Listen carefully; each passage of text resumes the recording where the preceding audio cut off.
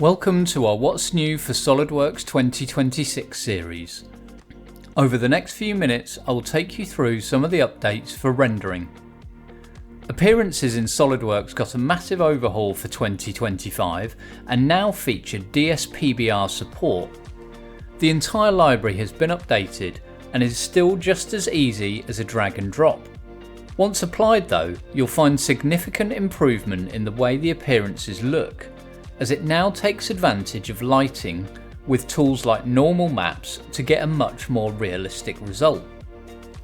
Appearances are customizable of course, and we can add something like a roughness map to control the appearance even further. A major benefit of using the new DSPBR appearances in SOLIDWORKS is that they are directly compatible with Visualize.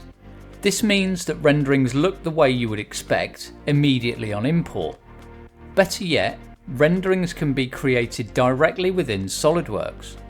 Just choose your scene, turn on the add-in and click render.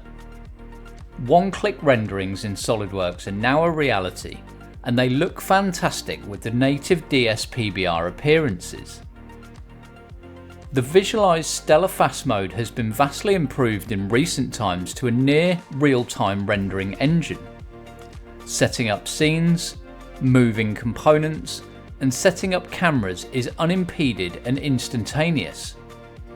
Stella Fast Mode is now supported on AMD GPUs, bringing this incredible technology to virtually all Visualize users. With rendering in SOLIDWORKS 2026, you can take advantage of the DSPBR materials and advanced control and compatibility, render to Visualize without leaving SOLIDWORKS, and take advantage of Stella Fast Mode if you have an AMD GPU.